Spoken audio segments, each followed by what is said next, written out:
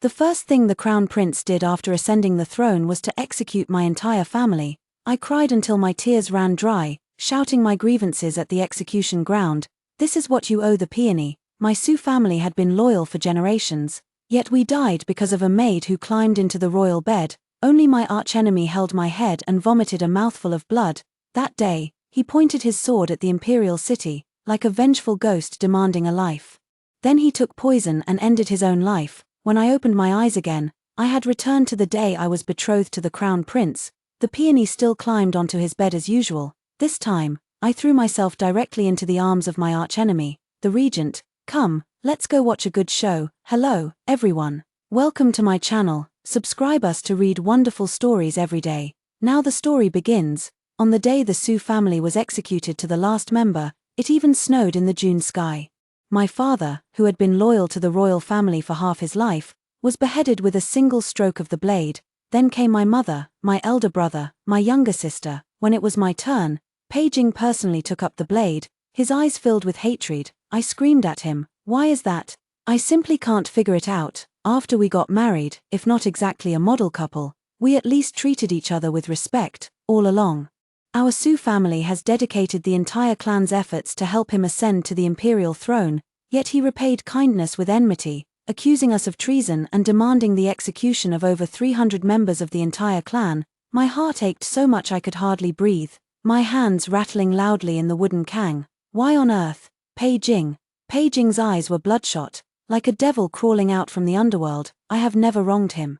So where does this overwhelming hatred of his come from? This is all what you owe, peony. He glared at me with gritted teeth, as if he wanted to devour me alive. It took me a long while to remember who Peony was. I struggled to speak, testing the waters. Was it Xiaoyao, your maid from back then? You don't deserve to mention her name. He suddenly erupted, his hand trembling as he gripped the knife. It really was her. No wonder he had planted the entire courtyard with peonies, by the bridge. The red peonies bloom year after year, but for whom do they open? It turns out the flowers weren't blooming for me. 6 years have passed, and I was such a fool, kept completely in the dark. It turns out he was in love with that chambermaid who climbed into his bed. My heart was filled with sorrow, and I let out a light, bitter laugh. He was blaming me, blaming the Sioux family, for Xiaoyao's death. Seeing that I was laughing instead of grieving, Pei Jing's eyes widened with fury.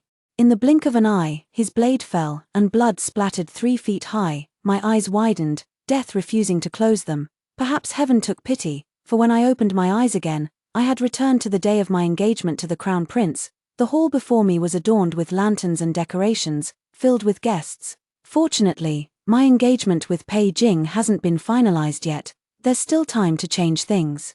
What does it matter if the Sioux family holds the position of Prime Minister? The eldest Miss Sioux isn't favored by the Crown Prince, a female relative sneered, covering her mouth with a handkerchief as she chuckled. On such an important day, we don't even see His Highness the Crown Prince making an appearance. Indeed, she hasn't even entered the household yet and is already disliked. Truly, she tried to steal a chicken only to end up losing the rice. Who told her to aim so high? They spoke sarcastically without regard for anyone around, probably intentionally for me to hear.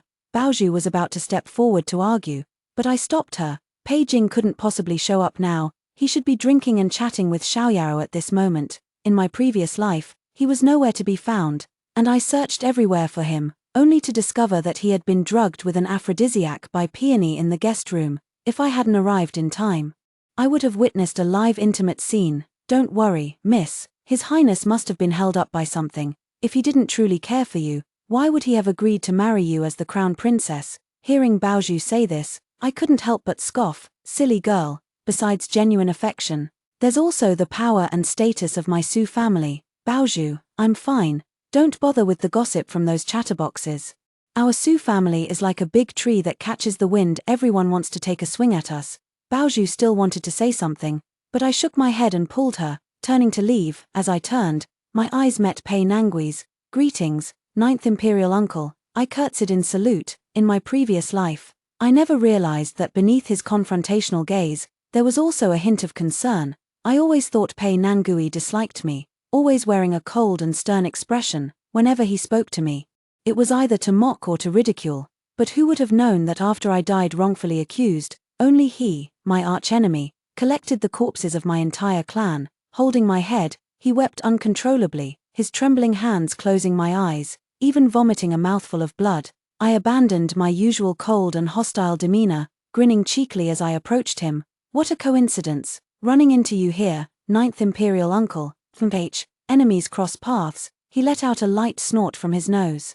As sarcastic as ever, yet, for some reason, his voice was deep and mellow today, with not a trace of sharpness or bitterness. Moreover, with his dashing eyebrows and starry eyes, his appearance was even more handsome than Pei Jing's by 3 parts. He was also the illustrious Prince Regent, possessing power, influence, and wealth, not to mention holding military authority in his hands. If it weren't for Pei Jing, he would truly be the best choice. By the time the 2 people engaging in the affair in the guest room must have already taken off their clothes, a plan formed in my mind. Ninth Imperial Uncle, since you have graciously lowered yourself to visit my humble residence today, I must insist on treating you to a play. Before Pei Nangui could hesitate, I took his hand and strode purposefully toward the guest room. As soon as he approached, he heard the soft, ambiguous voice of a woman inside. Who's in there, in broad daylight? Have you no shame? Baozhu blushed with embarrassment and mustered the courage to scold. Before the commotion in the room could cease, Pei Nangui kicked the door open. I was about to enter when Pei Nangui, who had just turned to leave, stopped me. He looked at me with a worried expression, hesitating to speak. But when the 2 inside hurried out with their clothes in disarray, I was stunned. Your Highness the Crown Prince. Tears welled up in my eyes, and I murmured in disbelief, unsure of what to say. It was Peony who, with a face full of fear and dread, knelt weakly on the ground like a willow swaying in the wind. Miss Su, it is all this servant's fault. Please, do not blame His Highness the Crown Prince. I took 2 steps back, looking at her in confusion and helplessness, but did not ask her to rise. Her head kept knocking, my tears kept falling. That's right, I was faking it. Anyway, she cries and I cry, so let's just keep at it. In my past life, I arrived early, before these 2 had even hooked up. I promptly helped her up and, suppressing my own grievances, escorted her to the side courtyard. The Crown Prince is the heir apparent. It's only natural for him to have multiple consorts. But to humiliate me on the day of our engagement, what respectable young lady wouldn't feel bitter and disappointed? Yet, as a daughter of a noble family, I was taught from childhood to know my place and act with propriety. I had to quietly settle the matter, with none of the guests outside being any the wiser. But in the end, it was impossible to keep this from the Empress in the palace. The people she sent discovered that Peony had drugged and climbed into the bed, to quell her anger and also to appease the Su family. That very day, Peony was beaten to death. The Empress said this was an explanation for my Su family, yet it was this very explanation that doomed our entire family of over 100 people. Hearing the commotion, people began to gather one after another. Baozhu tugged at my sleeve. If we delay any longer, both the Eastern Palace and the Su family will lose all face. But I still stood there in a daze. Enough. Pei Jing, seeing that I remained unmoved, frowned and looked at me. Peony is my personal maid. She should naturally be taken into the household. With that, he personally helped the person up. Liu Yun, what happened at the engagement banquet was my fault. But you must understand, I am the Crown Prince, and you are the future Crown Princess. It is only natural to bring new people into the household. I lowered my head, hesitating and silent. Peony threw herself at my feet, as if she had been wronged. Miss Su, it's all Peony's fault. Please don't blame His Highness the Crown Prince anymore. It's just that today, emotions were hard to control. Peony, get up, don't cry anymore. Seeing the beauty's pitiable state, Pei Jing, with a cold expression, pulled her into his embrace. The guests pointed and whispered, their murmurs filling the air, and my face flushed crimson with shame and anger. In my past life, I never caught him in the act, nor did Pei Jing ever voice such words. I foolishly believed he was utterly innocent. But I should have been more attentive if it weren't mutual affection. Why wouldn't he have been angry? Now he is determined to put me on the hot seat. Indeed, if it were the old me, out of consideration for face, I would have immediately smoothed things over and downplayed the matter. But Pei Jing, how could I let you have your way? Let me see, once the waters are muddied, whether your good reputation will still remain. If it weren't for the full support of our Su family, would your position as Crown Prince still be secure, Your Highness? Today is your engagement banquet with Liu Yun. I dare not ask for your excessive favor, but how can you make me lose face like this today? I covered my face with a handkerchief, at a loss amidst the crowd's mockery. Seeing that I was being uncooperative, Pei Jing also grew angry. Liu Yun, Xiaoyaro has been with me since childhood and should have entered the household before you. If it weren't for your Su family using your influence to pressure me, she would have been my crown princess. Your Highness, how could you humiliate my lady like this, seeing him trample my dignity underfoot? Baozhu couldn't hold back and stepped forward to argue. A mere maid, how dare you speak, how insolent, guards, seize her and give her a beating. Seeing Pei Jing about to harm Baozhu, I shielded her behind me. Your Highness, Baozhu is a maid, but isn't Xiaoyaro one as well, here in my Su residence? Equating a maid with your subject's daughter, what is your intention? Pei Jing truly loved Xiaoyaro to the point of madness. In my past life, for her sake, my entire Su family was wiped out. And Baozhu remained loyal to the end, protecting her master until death. In this second life, I will never let them be harmed again. Liu Yun, both you and Xiaoyaro are my women, how can they not be compared? Pei Jing raised his chin. Moreover, both favor and punishment are blessings from heaven. I never expected you to be so jealous. Pei Jing, how dare you, while the emperor is still in his prime, you dare call yourself heaven? Pei Nangui's angry shout echoed through the courtyard. And everyone fell silent. Pei Jing knew he was in the wrong, his face changing colors repeatedly. Imperial uncle, this is my family affair, just women's petty jealousies. How could you make such a big deal out of it? Pei Nangui fixed his hawk-like eyes on Pei Jing. Family matters, as far as I know. Your engagement to the young lady of the Su family has not yet been finalized. Imperial uncle, today is the engagement banquet. This matter is already set in stone. Liu Yun is being unreasonable and has caused such embarrassment. I hope Imperial uncle will forgive her. With that, Pei Jing pulled me along to Bo and apologized to Pei Nangui. I shook off his hand, wishing I could bite my lip until it bled. I struggled to suppress the hatred in my heart and knelt directly before Pei Nangui's black boots. Your Highness the Regent, I do not wish to marry the Crown Prince. The one I have always admired is you. Please, be kind to me. As soon as my words fell, the surroundings fell into a brief silence. Pei Nangui looked at me with a complex expression, his eyes dark and unreadable. I met his gaze with pleading eyes and repeated what I had just said. Please, Regent, be kind to me. Before Pei Nangui could speak, Pei Jing was already furious. You, Su Liuyun, you fickle and promiscuous wretch, so shameless and immoral. Do you really think the 9th Imperial uncle would fancy you? Get up quickly.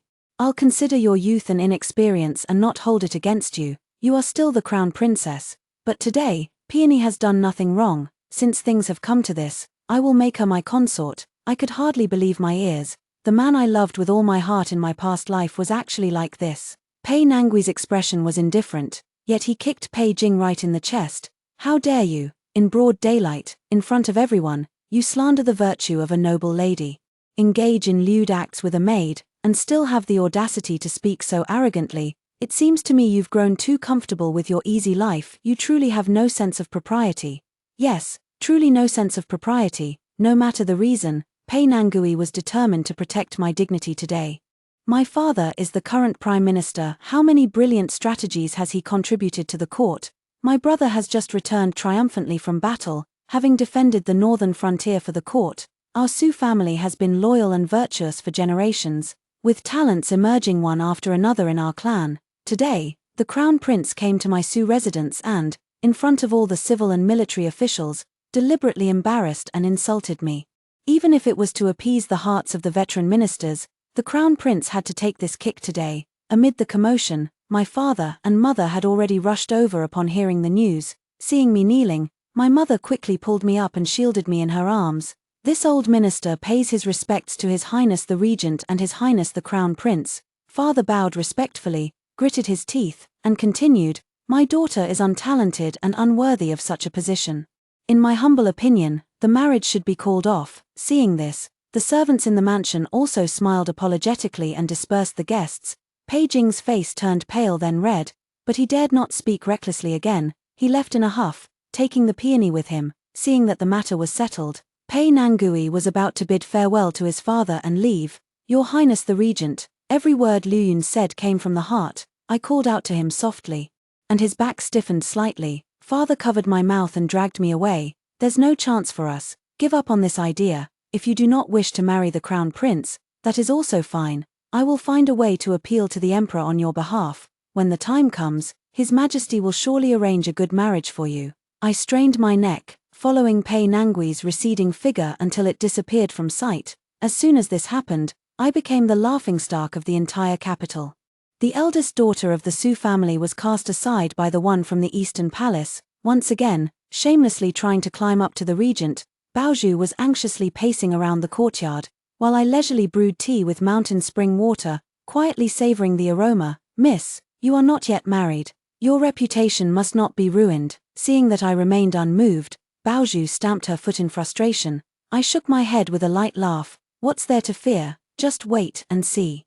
The road ahead is still long." This isn't a forced smile, it's just that Pei Jing's actions are genuinely amusing. Indeed, in my past life, I always defended him, and I never realized he was such a foolish person. Born with a silver spoon in his mouth, he probably still can't figure it out. A crown prince who loses his crown princess may not hold his ground firmly. Just as I was lost in thought, hurried footsteps sounded from behind me. "You wretched creature." Father's mustache trembled with anger, and he pointed at me, gasping for breath. "Who allowed you to act in such a self-disrespectful manner in public? Our Su family is not like ordinary families. Marriage is not something you can decide for yourself. Do you know that the Regent King?" Father sighed deeply and sat down on the chair. "Enough, in the end. It is I who have failed you. But this matter concerns the lives of our entire Su clan. You must not get involved with the Regent King." My father's figure was already slightly stooped, and in that moment of sighing, he seemed to have aged even more. Mother rushed into the courtyard, her eyes red as she pounded on father's chest. "If it weren't for you, how could my Liuyun have been dragged into the royal strife? The crown prince wronged her, and you wronged her too. Both father and mother have always cherished me, so it was in my past life. And so it is in this one, in a centuries-old family like ours.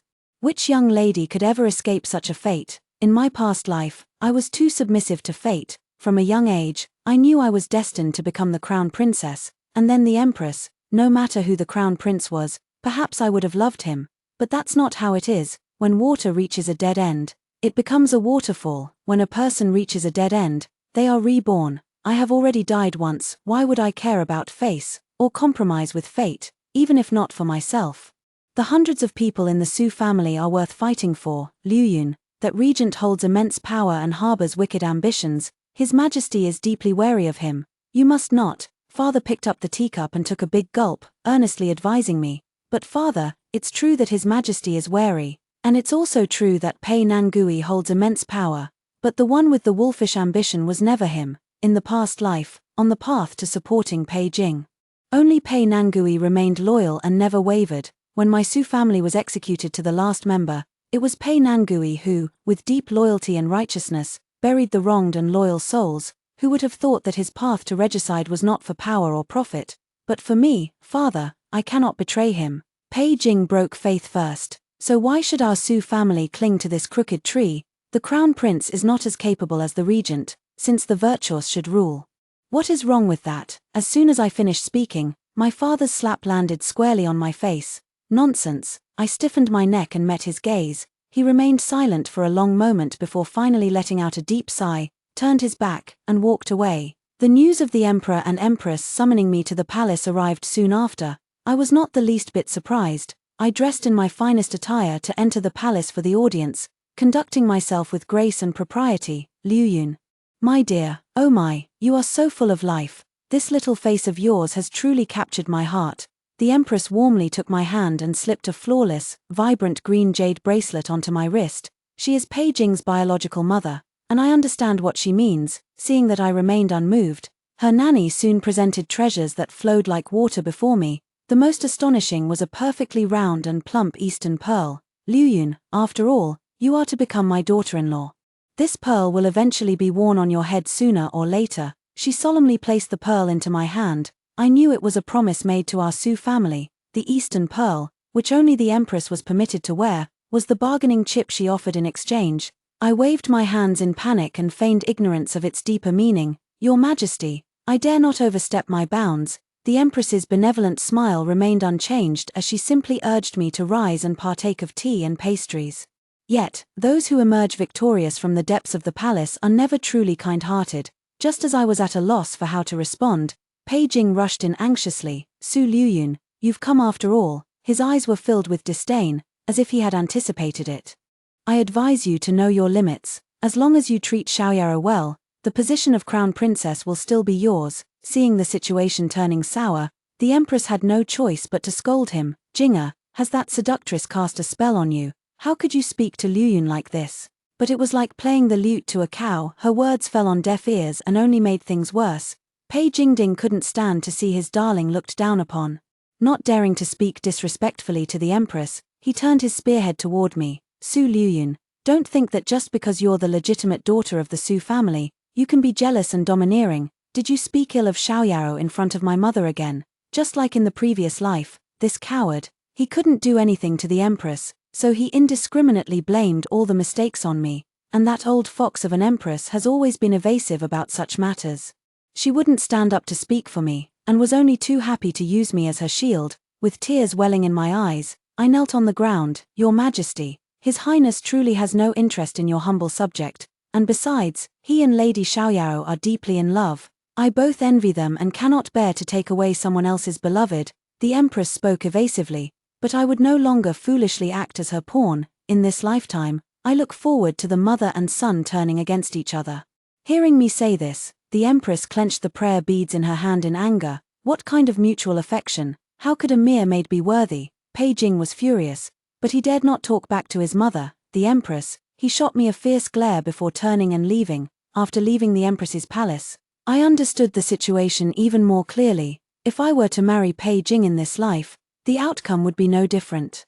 His venomous glare made me feel as if I had returned to the execution ground. I must hurry. The empress will surely use every means to tie our Su family to the crown prince's chariot. If we delay any longer, I fear it will become difficult to handle. If we can't just sit and wait for death, then we must take the initiative. I bribed Pei Nangui's doorman and got his whereabouts. Chenli Lake is a good place. I took Baozhu for a leisurely boat ride on the lake. After circling around 49 times, my legs were numb, and I finally caught sight of Pei Nangui. I excitedly raised my arm to wave in greeting. "Your Highness the Regent, what a coincidence." Before I could finish speaking, I heard a sudden splash. I lost my balance and fell into the water. According to Pei Nangui's consistent reputation, he would not save me, nor would he save any woman, but the image of him holding my lifeless body and weeping bitterly is still vivid in my mind. I know he will definitely save me. Amid the gasps of the crowd, he held my drenched body and swam to the shore. The sheer dress I had deliberately changed into clung tightly to my body, and I held on to him without letting go. His firm chest was pressed too close to mine, his rapidly beating heart thumping loudly. "Ahum, I thank your Highness for saving me." The two of us, drenched and embracing, were clearly seen by all the onlookers. After returning to the mansion, I fell seriously ill. The news spread like wildfire.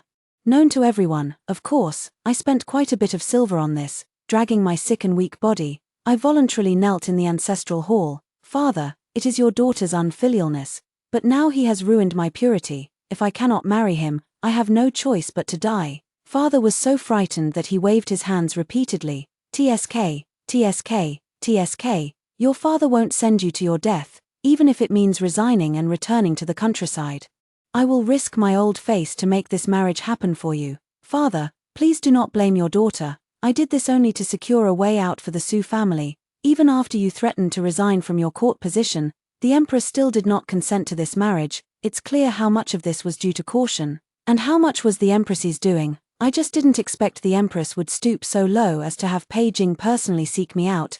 Pei Jing met me reluctantly. "Liu Yun, now that you have lost your purity, you are no longer worthy of being my woman, but in consideration of the great achievements of your Su family, I will reluctantly take you as my Liangdi." Seeing that I remained silent, he sneered, "You and the 9th Imperial uncle are impossible. Either marry me, or take the 3 feet of white silk. Choose for yourself." I, Su Liuyun, have never been one to yield to threats. My expression instantly turned cold. "Then, your Highness, go before the Emperor and request that he bestow the white silk. The Su family has been loyal for generations. Even a woman does not fear life or death. If the sovereign commands a subject to die, then die I shall. This version of me is too unfamiliar, unorthodox, sharp-tongued." Pei Jing pointed at me in disbelief, gnashing his teeth in anger.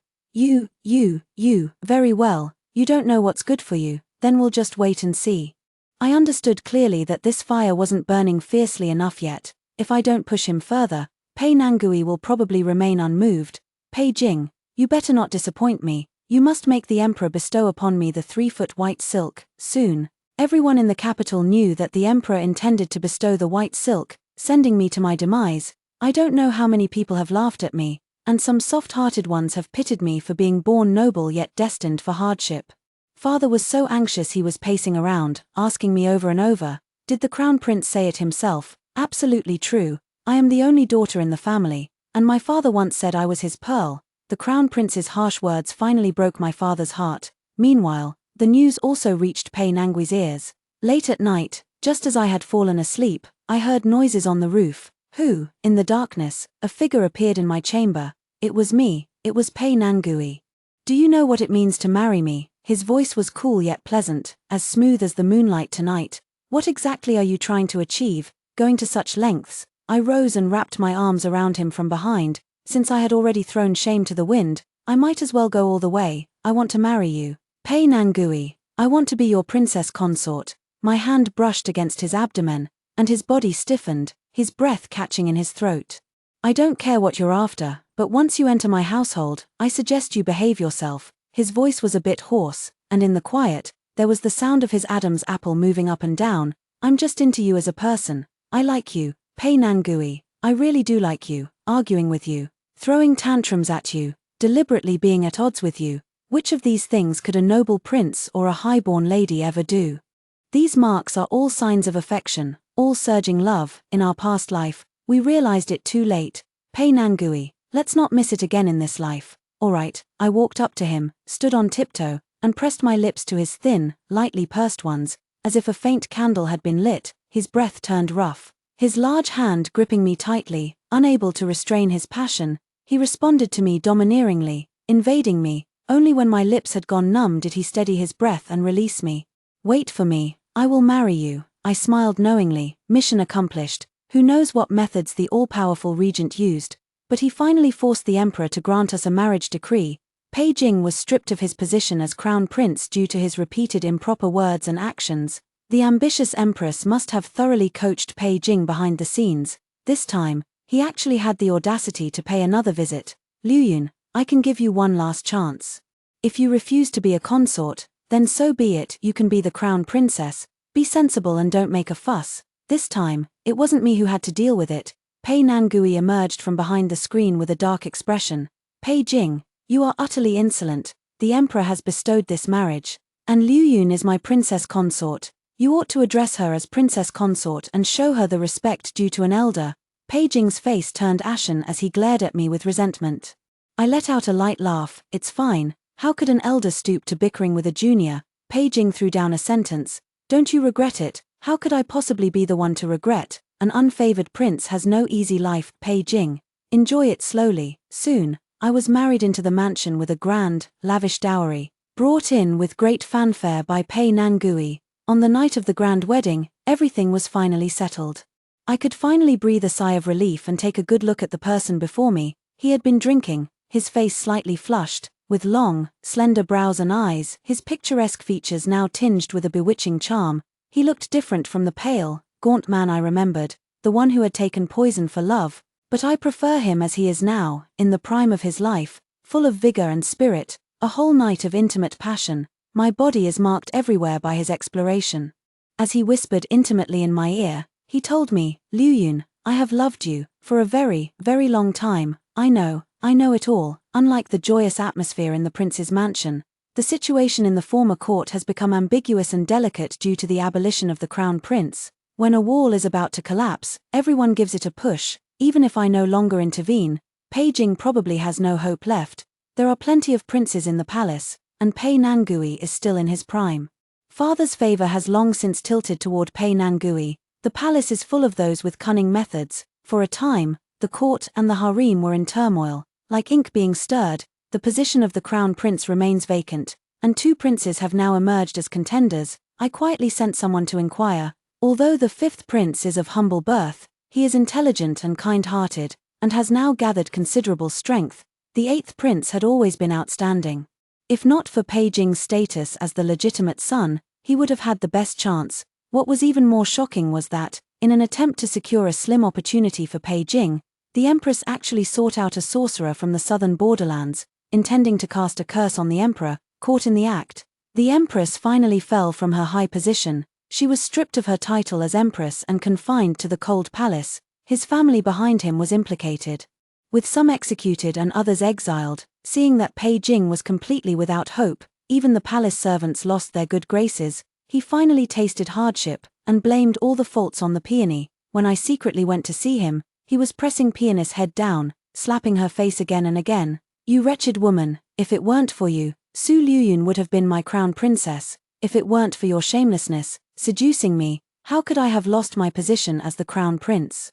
Peony's screams were no longer delicate. Her swollen face and increasingly emaciated body resembled a withered branch. I curled the corner of my mouth from afar. "Pei Jing, your nightmare has only just begun." Returning to the prince's mansion, Pei Nangui was already waiting in my room with a dark expression. Feeling a chill, I understood what was going on. "Did you go find Pei Jing?" I nestled into his arms as if boneless, my hands hooking around his neck. "Are you jealous?"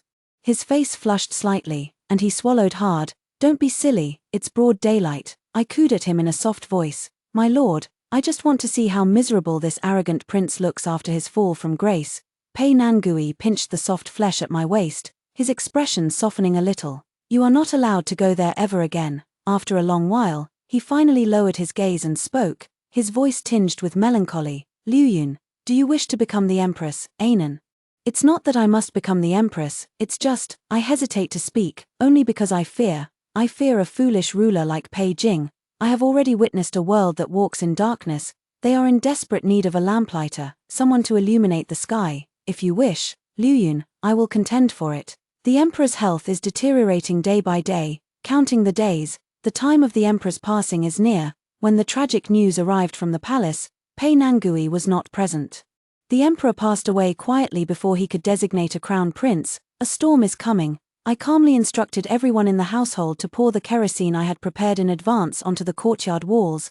The young and strong, regardless of gender, were all given weapons. Tonight, the struggle for the throne begins. No one has the time to protect me, not Pei Nangui, not my father, nor my brother, even though I firmly believe in Pei Nangui and am certain of his success. The sound of hooves outside the mansion strikes fear into everyone's hearts with every step. Everyone is aware that someone has attacked the prince's mansion. "Princess, we request that you come out to meet us. May I ask, whose troops are outside the gate?" "We are under the orders of the 8th prince to escort you into the palace." I tightened my grip on the sword in my hand. The Su family also comes from a military background. Taking a risk today might just yield an opportunity.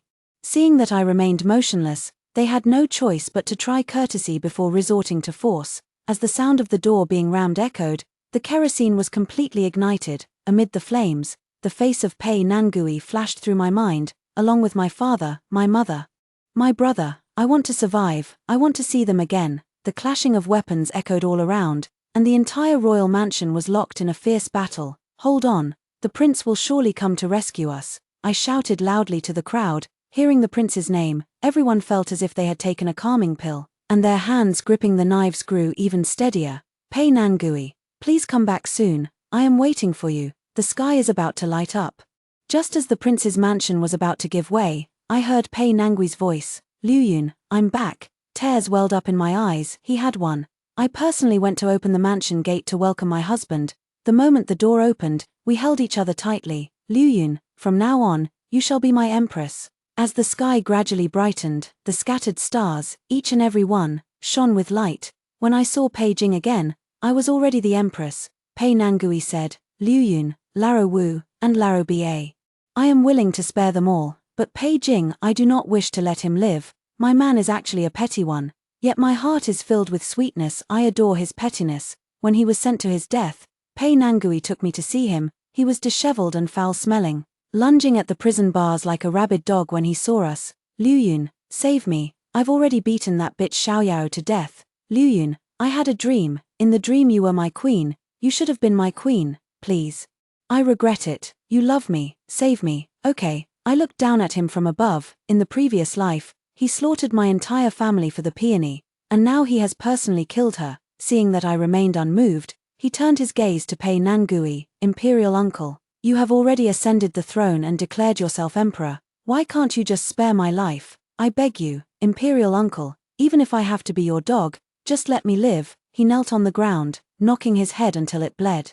And neither I nor Pei Nangui said a word. He went from pleading to bitter resentment, and finally to desperate screams. "You despicable couple, I won't let you off even in hell. I curse you to die a miserable death." Before I could speak, Pei Nangui flew into a rage and ordered someone to stuff a dirty rag into his mouth. "My empress, tell me, how do you want him to die?" I recall the execution ground back then, where my Sioux family, all 179 of them, bled on the spot.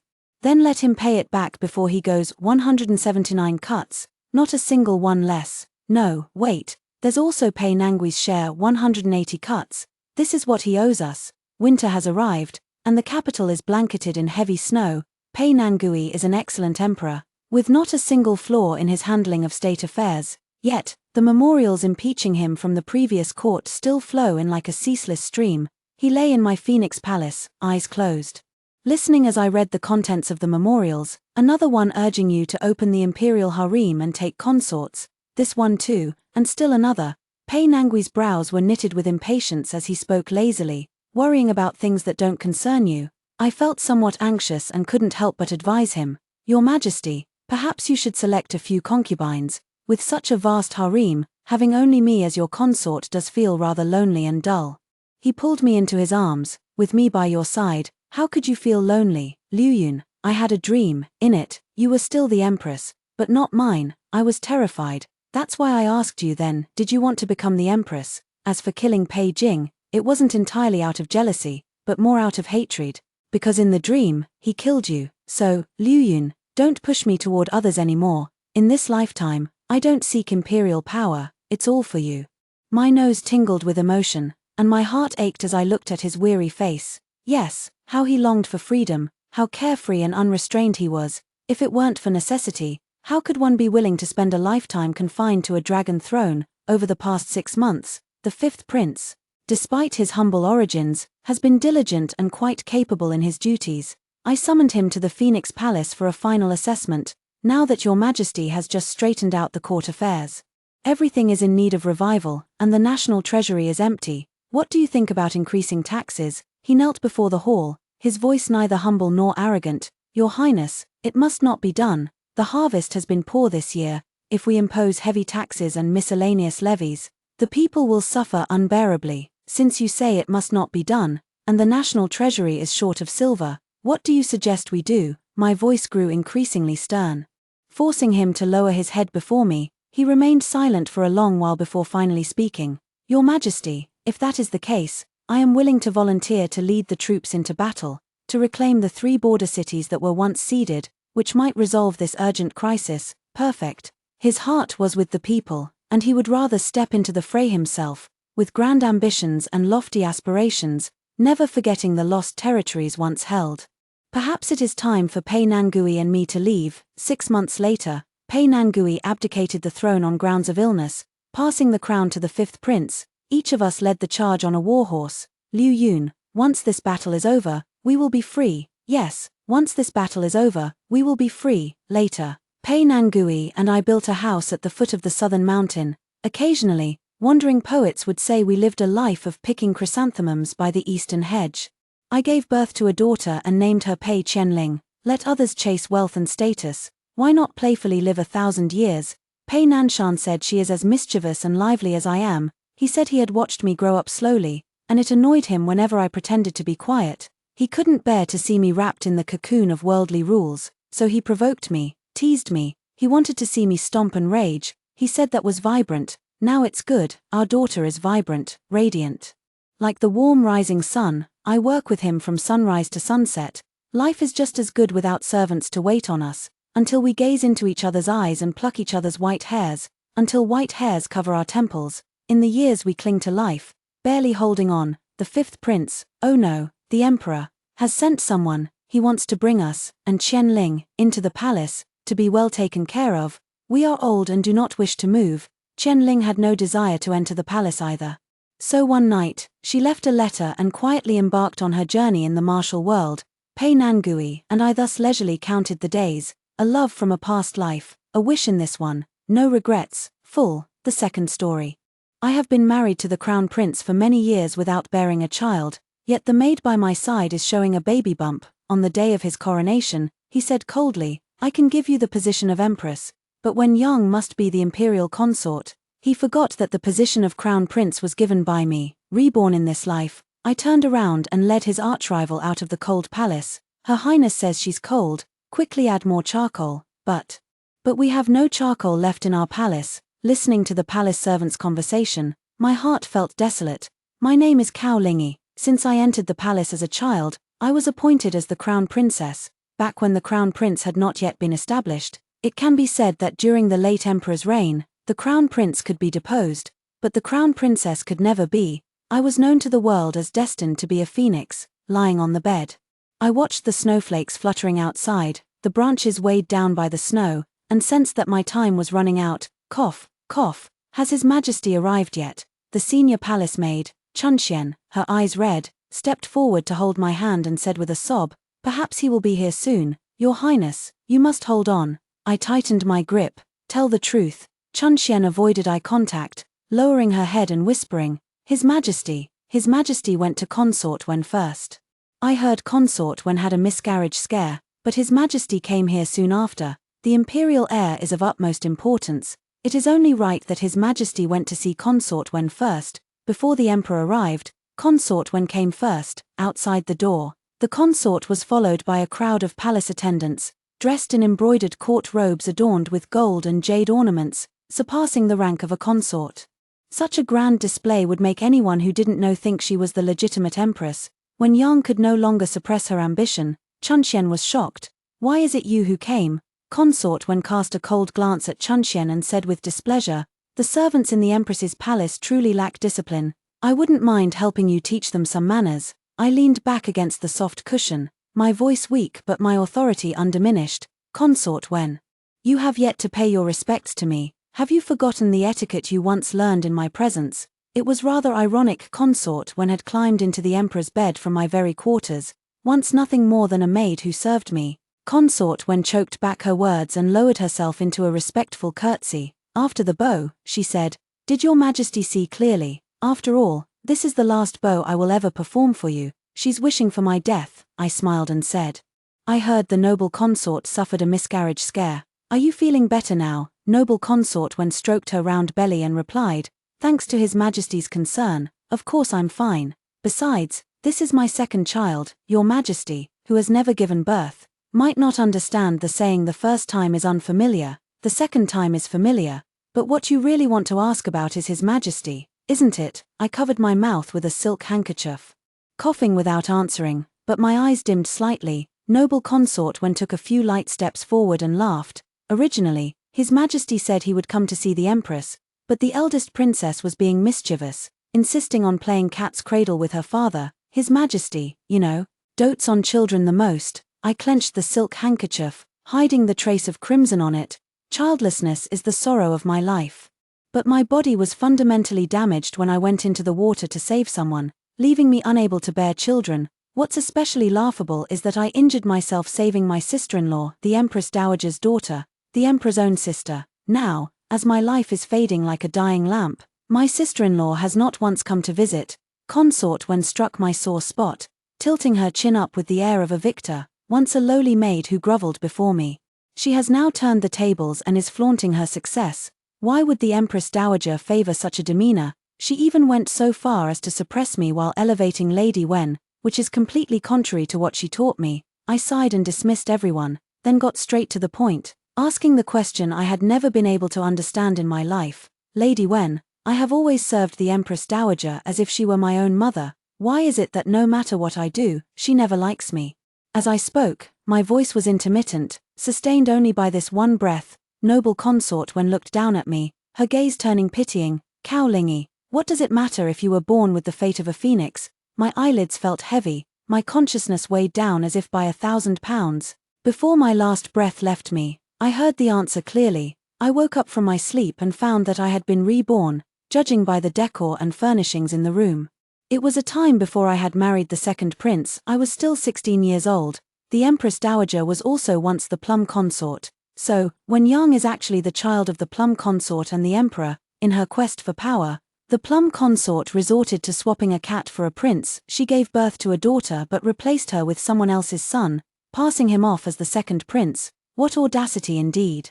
No wonder Consort Mai's attitude changed so drastically after she became the Empress Dowager. It turns out I was no longer of any use as a stepping stone. Chunxian came in to draw the bed curtains. Your Highness, Consort Mai has sent over some palace servants for you to choose a few clever ones from. I remember now, this was when Yang was sent over. I never expected Consort Mai to have dug such a big pit for me back then. Yang's identity is awkward, a real hot potato.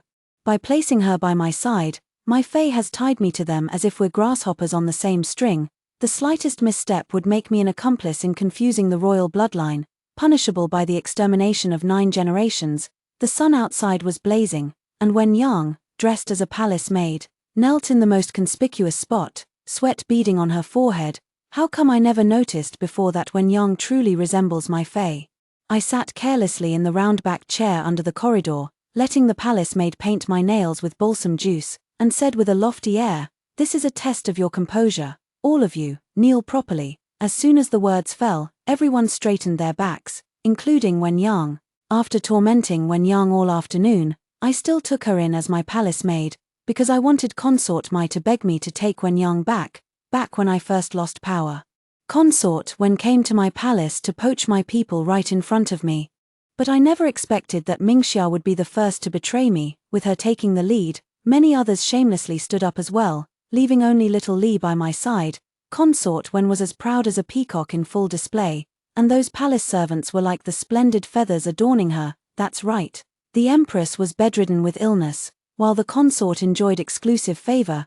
The far-sighted palace servants knew they should curry favor with the consort that night. The sobbing of a maid woke me up. It was Mingxia. In my previous life, Mingxia had also hidden outside my room, weeping and waking me up. I asked her if there was any difficulty, and she knelt down to apologize, saying that her younger brother at home was seriously ill and had no money for treatment, and that she hadn't meant to wake me up. I lay in bed and did not get up as I did in my previous life, foolishly giving her a lot of silver. After a while, Mingxia cried even louder. This woke up Xiao Li, who scolded Mingxia in a low voice and sent her away. In the following days, Mingxia did not give up and took over the duty of the foot-washing maid. She lifted a haggard and pitiful face to ask me, "Master, is the water temperature suitable?" As she spoke, she was about to cry in front of me again. I pointed my hand towards Yang. "You come and wash them for me." Yang was clearly taken aback, biting her lip in shame and indignation.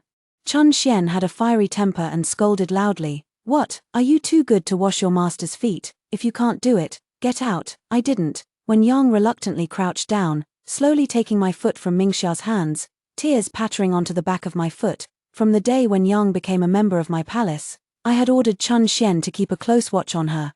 Chun Xian came to report that Consort Mai had sent ointment to soothe Yang's cool skin. She was greatly puzzled. I, however, knew that Consort Mai was showing concern for her own biological daughter. In my previous life, with Consort Mai putting in a good word, I only assigned Yang light and elegant tasks like grinding ink, which of the maids didn't envy her. I sneered, "Can't even handle this now, second prince." Oh no, it should be the crown prince now. I was reborn shortly after the second prince had just become the crown prince. At the moment, I have already declined the crown prince's invitations 3 times.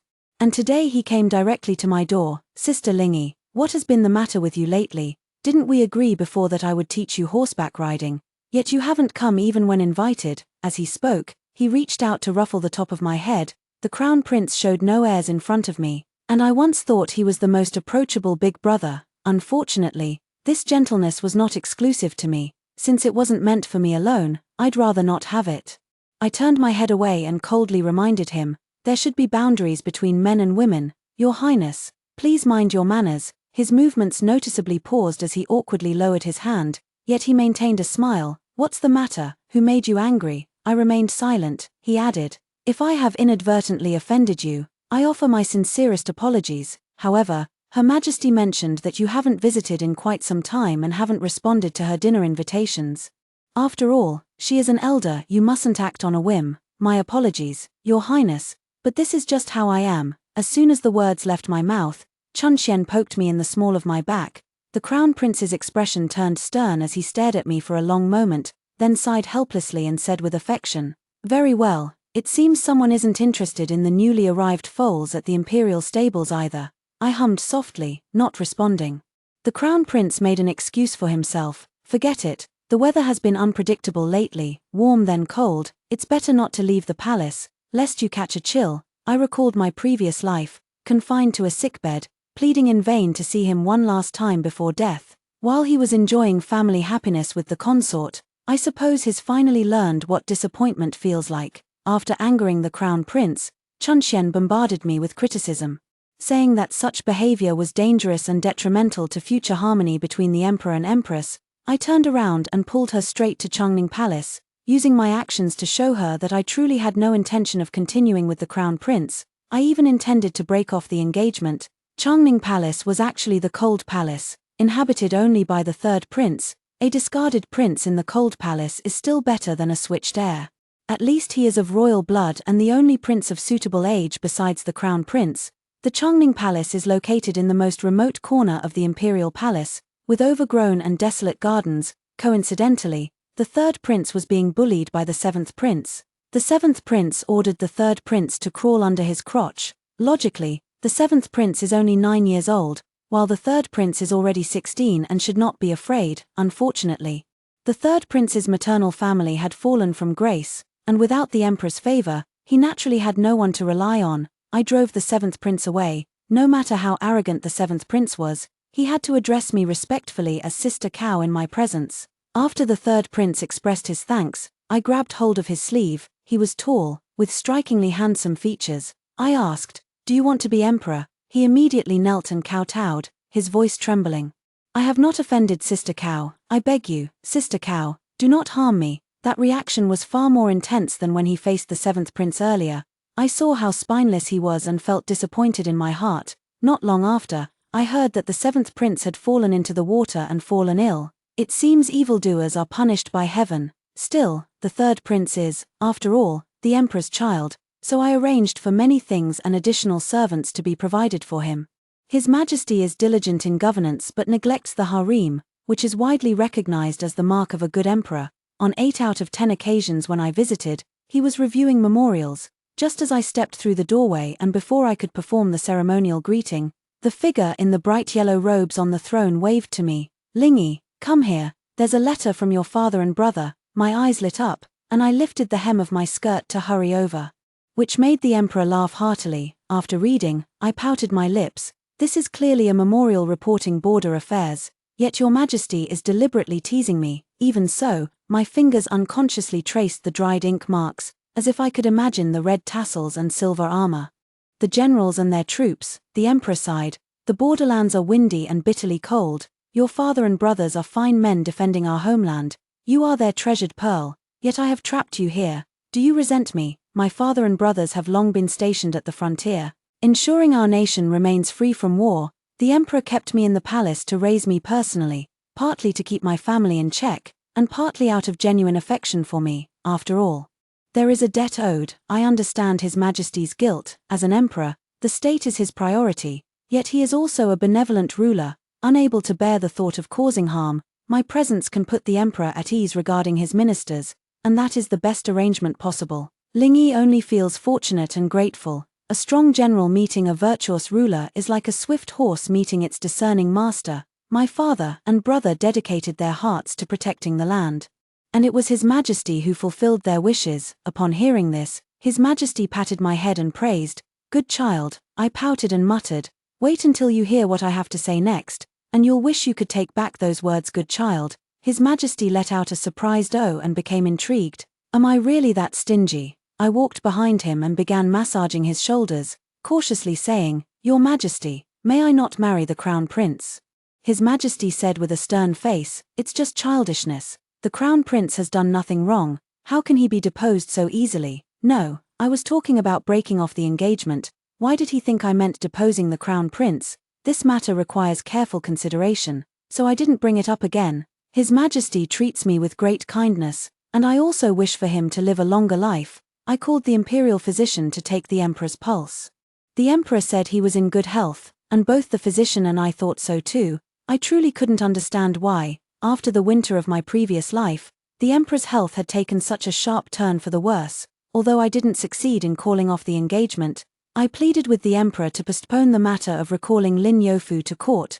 Lin Youfu is the father of consort Mai. He had returned home for 3 years to observe the mourning period for his parents' passing. It has always been the case that, regardless of one's previous high position, many fall from grace after the mourning period. Consort Mai feared this, which is why she asked me to speak highly of her father. At my persuasion, His Majesty took the initiative to recall Lin Youfu and promoted him to the position of Prime Minister. Fortunately, Lin Youfu was being overly sentimental and declined once, now that he has failed to wait for His Majesty's second decree. There is no need for him to return to court. Consort Mai got wind of the news and once again sent someone to invite me to a banquet. In my previous life, ever since the Crown Prince ascended the throne, Consort Mai had been constantly reminding me to be magnanimous, to reflect on myself, to be frugal, and to set an example for the 6 palaces. It wasn't like being an empress at all, it was more like being an ascetic monk.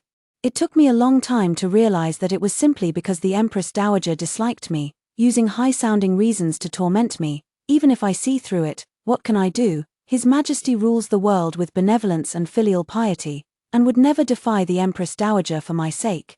As soon as I entered, Consort Mai's gaze grew eager. Seeing Wen Yang by my side, her smile became even more sincere. Taking my hand, her first question was, "Is the maid I trained and sent to you working out well?" Listen, she wouldn't even say maid, but rather servant girl. These trivial details were overlooked by me in my past life. I caught a glimpse of Wen Yang's aggrieved and stifled expression, as if she had no chance to speak her mind, and replied with a smile, "Your Highness has gone to great trouble. Wen Yang is very capable, and I am quite fond of her." Consort Mai had no suspicions. Lingy, do you know when the Crown Prince's maternal grandfather will return to the capital? This child has been close to his grandfather since he was young. If he gets to see him, he would be overjoyed. I gracefully wiped the crumbs from the corner of my mouth and said slowly, "Your Highness, I am ashamed to face you." His Majesty said that Lord Lin has refused. Refused? Consort Mai shouted, losing her composure for once. I felt my ears jump in surprise.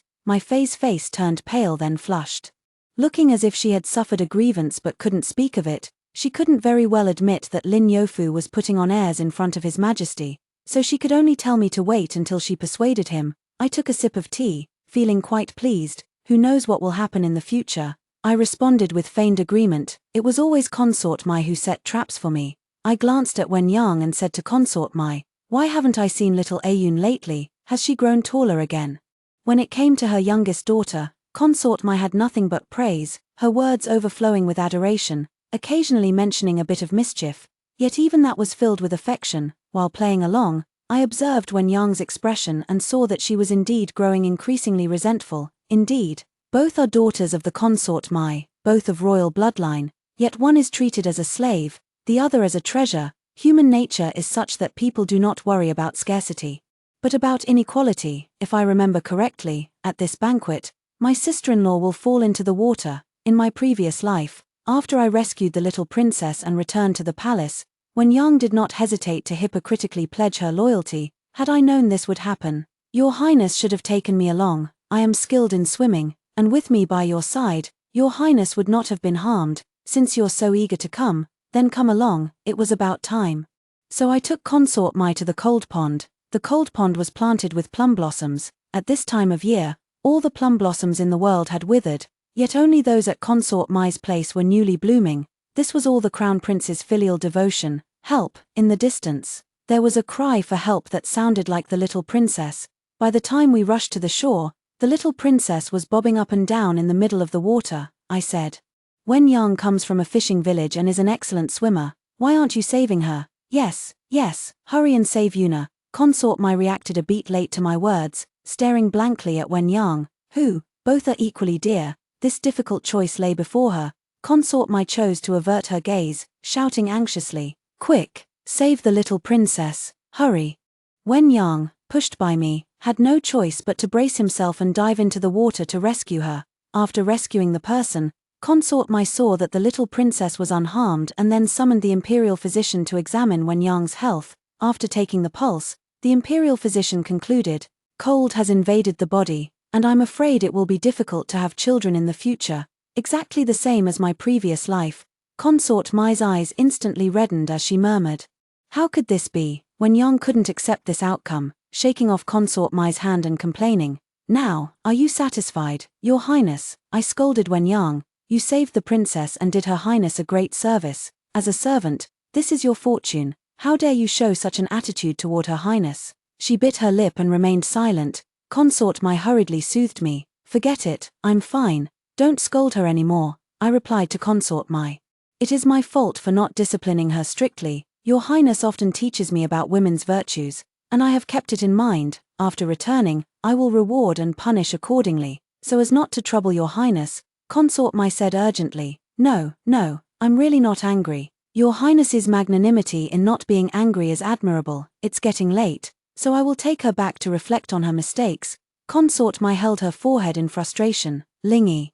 I've been thinking, perhaps it would be better to return Wen Yang to me. She injured herself saving the princess, and I could have the imperial physicians help her recuperate. What do you think? I pretended to be troubled and scolded Wen Yang. Since Her Highness intends to teach you, you must serve the little princess and Consort Mai well. Understood. Wen Yang was so angry that her nostrils flared slightly, and she said through gritted teeth, Thank you for your guidance, princess. After sending away this hot potato, Wen Yang, even if the scheme of swapping the royal heir is exposed, it can no longer implicate me. Consort Mai wants to drag me into this. Not a chance. As for how this mother and daughter will mend their relationship, it has nothing to do with me. I saw the crown prince approaching from a distance. I quickly hid behind the rockery, only to accidentally overhear a conversation. The crown prince's subordinate said, What's wrong with Miss Cow lately? She used to visit the Eastern Palace every other day. Could she really have changed her heart? The crown prince said irritably, That's just her nature. Just ignore her for a few days and she'll be fine. Indeed, Miss Cow's infatuation with you is known to all under heaven. Yes. The crown prince takes advantage of my affection for him. Every time I cause a scene, he gives me the cold shoulder for a few days. Wasn't it the same before I died in my previous life, coming out from the rockery? I bumped into someone, the third prince, so I wasn't the only one eavesdropping. He and I nodded in acknowledgement and went our separate ways. Late at night, I wandered casually to the edge of the pond and heard someone muttering. Unexpectedly, I saw a figure with their back turned, burning paper money. Burning paper money in the palace is a major taboo. I shouted loudly, Who's there? Never expecting it to be the third prince, he panicked and called out Sister Cow. Bowing his head as if he had done something wrong. Are you paying respects to your mother? After being found out, he grabbed my sleeve and pleaded pitifully, Sister Cow, I know I was wrong. Please don't tell father. Okay. The third prince and I now shared a secret. This secret made him frequent my palace, under the guise of repaying me. From then on, I had a little follower trailing behind me, calling me Sister Cow at every turn. I even began to suspect at times that he was trying to seduce me. For instance, right now, as he fell into the water, his already handsome features were flushed and misty, like a bewitching spirit emerging from the depths. I ordered the palace attendants to pull him up, but he brushed off their hands with a dark expression and reached directly for me. I reluctantly extended my hand and urged him, Hurry up. A cold, wet touch gripped my palm, and I caught a glimpse of a triumphant smile. Those who approach me do so for nothing but that position. Privately, I asked him again, Do you want to be emperor? The first time I asked him this question, he immediately knelt and begged for mercy. That situation could also be interpreted in another way. He was being cautious in the palace and did not trust me. From overhearing the crown prince's conversation, to deliberately handing me evidence, and his recent observations of me, I think he should believe I'm serious now. Sure enough. His entire demeanor shifted, he withdrew his smile, and a touch of solemnity entered his eyes. What's the price? Set me free. He looked at me, his eyelids slowly closing and opening. All right, I agree. After forming the alliance, I began to take action. First, I made sweeping changes to the palace staff around me, carrying out a complete overhaul. Working in my palace was a lucrative position, and these servants had all striven with all their might to get in.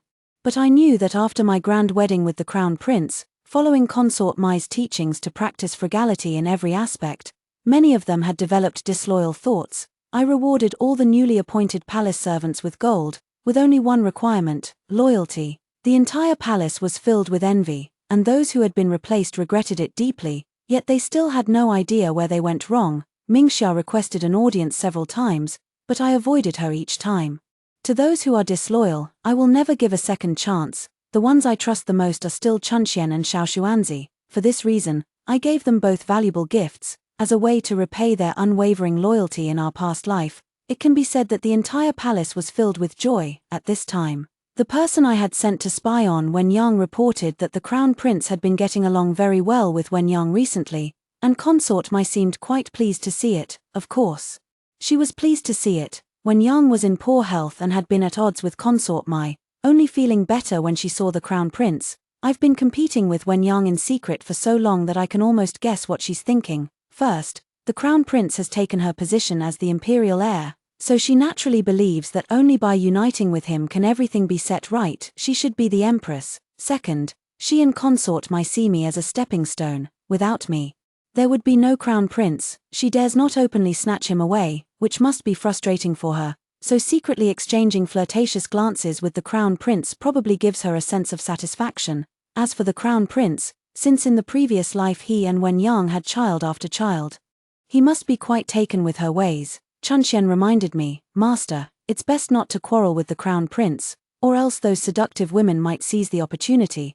I remember a line Wen Yang once teased me with, what's yours, no one can take away. What's not yours, even if I don't take it, someone else will. A relationship that needs to be fought for to be kept is not one I want. The reason the third prince was initially disliked was because his mother had an affair, and he was suspected of being an illegitimate child. Years later, the third prince and his majesty look exactly alike, as if carved from the same mold. Who would dare say they aren't father and son? With me putting in a good word for him before his majesty, the emperor finally remembered he had another son. Upon seeing the third prince, the emperor understood everything. He tested him on some classical texts, and the father and son talked for an entire afternoon in the Hall of Diligent Governance. Hearing that the third prince answered all the questions excellently, the emperor was overjoyed. Soon after, the emperor decided to hold a belated birthday banquet for the third prince, a small, intimate gathering with only family members in attendance. Although the banquet was small, it was a sign that the third prince had regained favor. I smiled and congratulated him. Third prince, if you rise to wealth and honor, do not forget me. This is all thanks to Sister Cow's good fortune, he said. Then leaned in and whispered, I've prepared a congratulatory gift for you. Keep an eye out for it later. Just as I was about to ask what the gift was, the crown prince, whom I hadn't seen in a long time, appeared behind me and called out to me as he always had, Sister Lingy. I turned and bowed. After congratulating the third prince, he said coldly to me, you are the future crown princess of this palace. Many eyes are watching in private, mind your boundaries with others. He was clearly displeased that I had whispered to the third prince, but his words were not just a warning to me, they were also a warning to the third prince. The crown prince nodded to the third prince, then dragged me away. Let go of me. What are you doing, crown prince? The crown prince straightened his clothes, maintaining his dignity, but his words were full of accusation. Did you help him see the emperor? I said indifferently. He is your brother, so naturally he is also my brother. I saw him living alone in the cold palace, without even a bowl of longevity noodles on his birthday. How pitiful. As the elder brother and the future ruler, are you really afraid he might steal your favor? Instead of calming down at my words, his eyes gleamed with intensity. Since when have you become so close to him? No, I just treat him as your younger brother, the crown prince said coldly, since you know he's your brother-in-law. You should understand the boundaries between a sister-in-law and her husband's younger brother. Oh, how impressive, immediately slapping her with the label of violating moral principles. Why doesn't he say the same to the third prince? It's just because he sees her as easy to manipulate. We had an argument, and once again, we parted on bad terms just like last time. During the banquet, the crown prince was more reticent than usual, yet he forced himself to appear happy for his third brother. Toasting one cup after another, I found it quite awkward to watch. At some point, the crown prince was no longer at the banquet. The third prince invited us to admire the coral bestowed by his majesty. As the group passed by the stone bridge, someone exclaimed in surprise, why are there two people in the pavilion? From a distance, in the Xiefeng pavilion, a woman was sitting against a pillar, and a man had his arm around her shoulder. The two were locked in an inseparable kiss. Because of the pillar's obstruction, only the woman's palace-made attire could be seen. The emperor narrowed his eyes and ordered the guards to bring the two forward. Amid the murmurs of the crowd, the figures of the crown prince and the palace-maid came into view. Consort Mai's legs gave way, and she nearly collapsed onto me. I steadied her and asked, what's wrong, Your Highness? Someone nudged my shoulder, prompting me to look up, and I saw the crown prince kneeling on the ground. His head turned away. How could it be you, Your Highness? I feigned surprise. In truth, I had recognized the Crown Prince, and Wen-yang the moment consort Mai did. Now, of course, I had to put on an act. Sure enough, I received waves of pitying glances. I then ordered Wen-yang to lift her head. The guard grabbed her by the hair, forcing her to raise her head, and I saw shame and fear on her face. Indeed, seducing the Crown Prince and being exposed in front of everyone, the Emperor would not let her off lightly. The Emperor's face was dark with anger. Crown Prince, what is your explanation? The Crown Prince avoided my gaze, his face ashen as he said, I had a bit to drink and got drunk for a moment, I said. But I recall Your Highness has always had a strong tolerance for alcohol. The Crown Prince, caught off guard by my exposure, glanced at me and confessed. Lingyi and I have been at odds recently, and I was so upset that I made a mistake. I beg Your Majesty to punish me. The Crown Prince downplayed the matter with just a few words, turning it into a mere lover's quarrel between him and me. He also dragged me into it, implying that today's incident was partly my fault and not solely his to blame. Besides, as the Crown Prince and future ruler, it's only natural for him to have a harem, and having 1 or 2 maids to warm his bed isn't excessive. However, being caught in such a situation in front of so many people, especially his fiancée, not only damages the royal family's dignity but also strains the relationship with the Cao family. Instantly, the Crown Prince's faction all chimed in with favorable words, and Consort Mai also said that the Crown Prince would certainly not repeat his mistake. The Emperor was still relatively satisfied with the Crown Prince and did not hold this against him, but considering my feelings, he ordered sternly, take this shameless maid away and have her beaten to death. Wen-yang widened her eyes in terror, tugging at the Crown Prince's sleeve. Your Highness, save me, the Crown Prince said with reluctance. Father, your son admits his fault, could you spare a young? The Emperor did not expect the Crown Prince to plead for a palace maid right in front of him. He angrily scolded, shut your mouth, if you say one more word, I'll see to it that you're no longer Crown Prince. Of course, the Crown Prince wanted to remain in his position. Who wouldn't want the power of life and death? He hesitated, words caught in his throat. Consort Mai burst into tears and cried out, Your Majesty, this maid once saved a Yun's life. She is the princess's savior. I beg Your Majesty to spare her.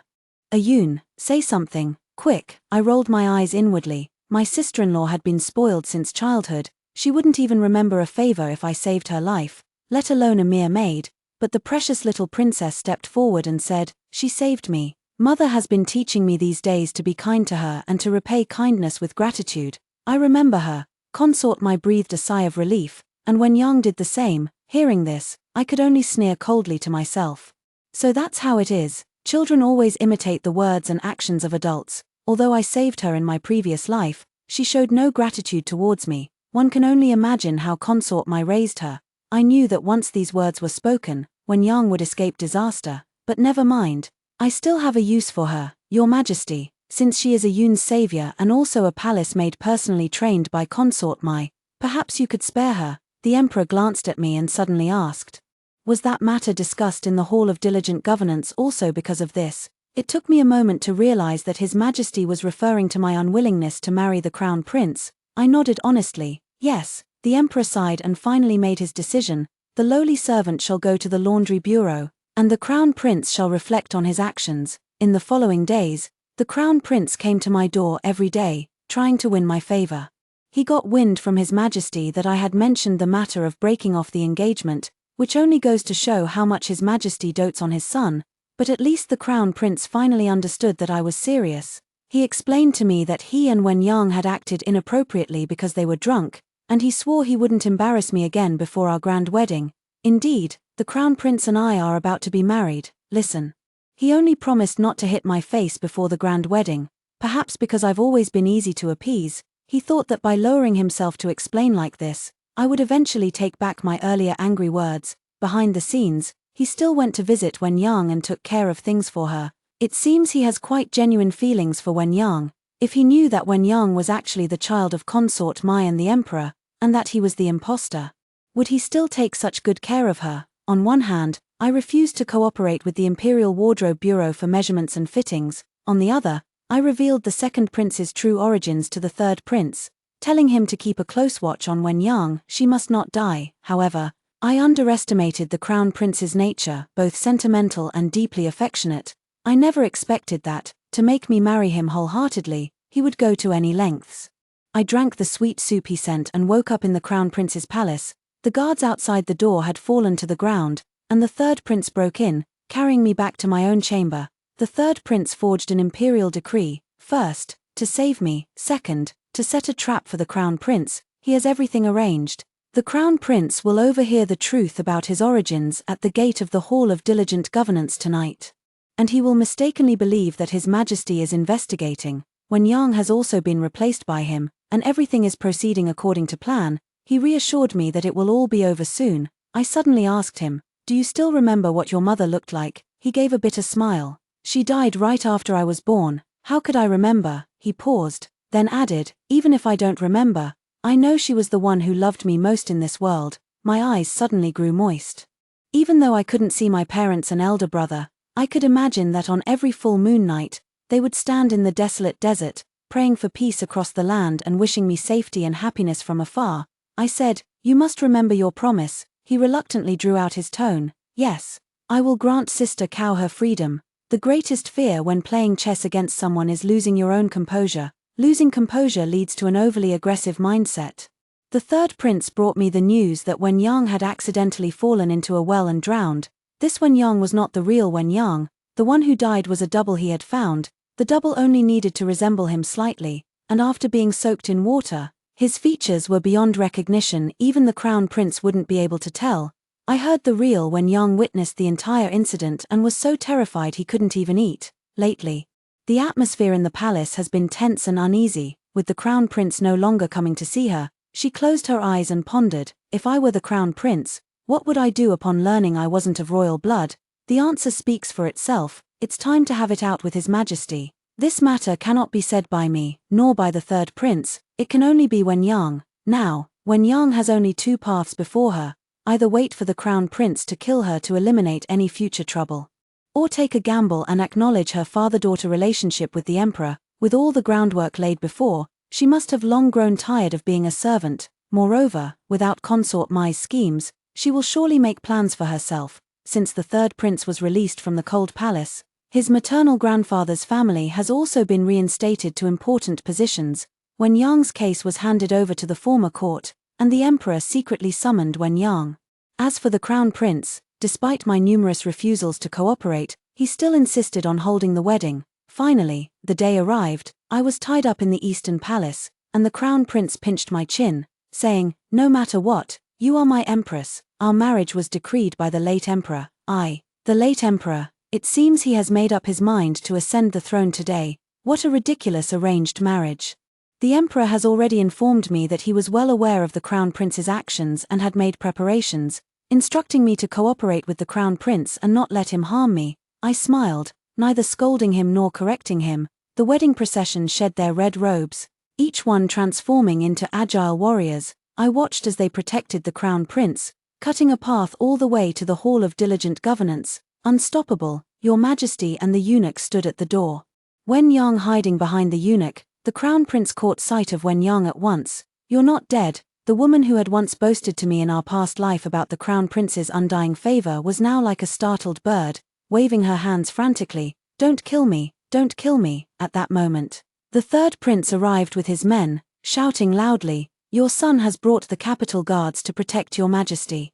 Though we are late, I beg Your Majesty's forgiveness." The emperor sighed deeply. "The third prince has come to rescue me. But Crown Prince, what brings you here? Is it for that position?" The emperor pointed his finger, directing it toward the dragon throne. "The wrath of the Son of Heaven leaves millions dead in its wake." With my hands tied, I knelt on the ground, trembling like a quail.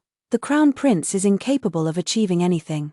His status as the imperial heir was granted by Consort Mai, his favor was bestowed by the emperor, and even his position as Crown Prince, I gave it to him. Weapons were all thrown to the ground, and the Crown Prince surrendered without resistance. Consort Mai hurried over, dressed in full regalia, clearly kept in the dark about the situation. Indeed, just a few days ago, upon learning of Wen Yang's death, Consort Mai was said to have been so grief-stricken that she took to her bed for a long time. Today was supposed to be a day of great joy. She had finally managed to lift her spirits, but then she faintly heard the sounds of fighting and killing from the palace, only to realize that the Crown Prince had staged a coup.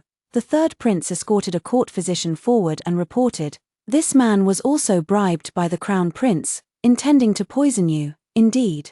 The emperor had not fallen ill in 2 lifetimes. How could his health have suddenly deteriorated so severely in the previous life? It was likely also the crown prince's doing. I just don't know if consort Mai was involved in it in her previous life."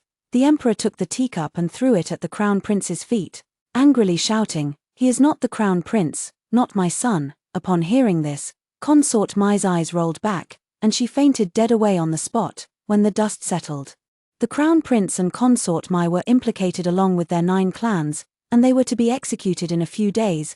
The crown prince's birth mother was found by His Majesty, and it turned out to be consort Mai's personal maid, whose entire family had been executed years ago to silence her. The royal way of survival has been my way of life since childhood. I've kept myself clean through a series of events without meddling unnecessarily.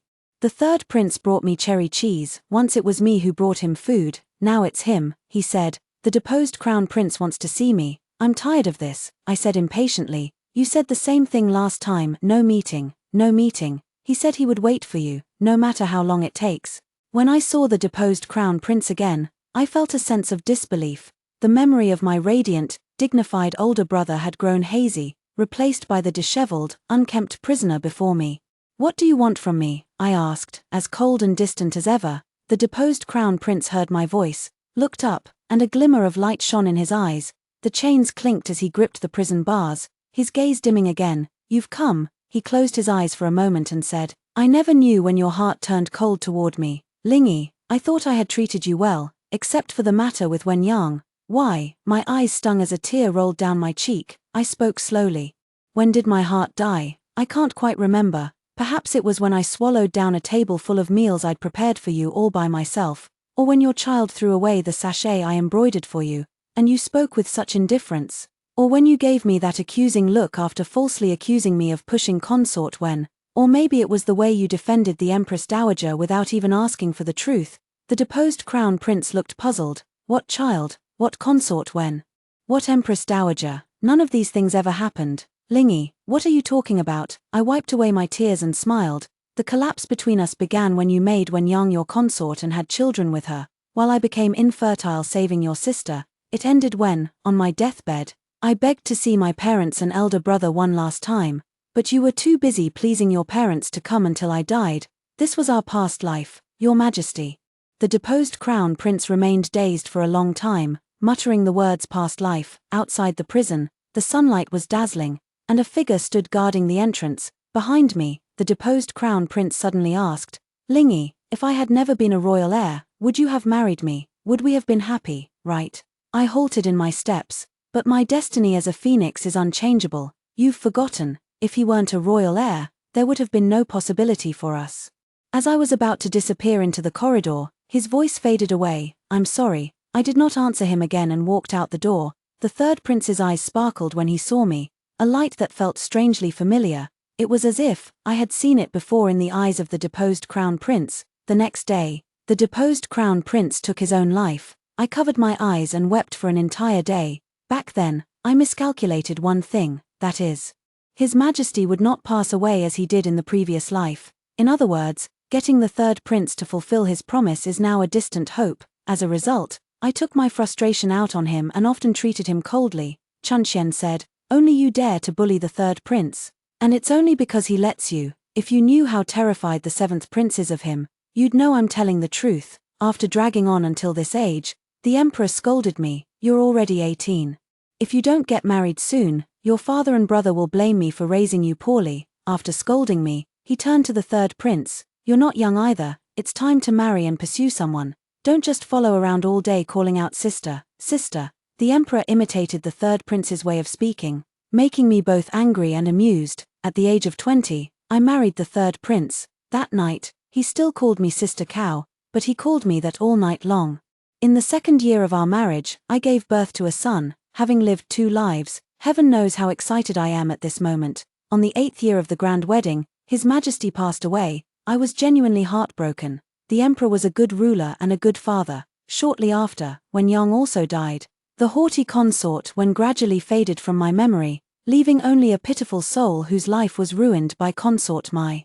The first thing the new emperor did after ascending the throne was to have him write me a letter of separation. He kept his word, at least. I boarded a carriage and headed for the border. After a month of bumpy travel, when I arrived at the border, I could faintly see the white funeral banners of the national mourning still hanging. I couldn't help but think of the new emperor, left behind in the palace to handle the affairs of state. I hugged my parents and brother, crying bitterly. Just as the new emperor once said, "We are connected by blood, even if we cannot see each other, we know the other loves us." Why am I thinking of him again? In the first 2 months, my parents and brother treated me exceptionally well. By the 4th month, my brother had already started snatching the chicken drumsticks from my bowl. In the 5th month, the 15th day was the Mid-Autumn Festival. In the past, the ones I missed during this time were my parents and elder brother. This time, it was the new emperor. I wonder how he spent it alone in the lonely depths of the palace, but with the child to keep him company. I imagine he was happy. Just thought of him, and unexpectedly met him at the border. On the street, he held a child in each hand, looking unusually aggrieved. "Sister Cow, are you really abandoning us?" I lifted my skirt and dashed over, hooking my arms around his neck, closed my eyes, and kissed him. The end.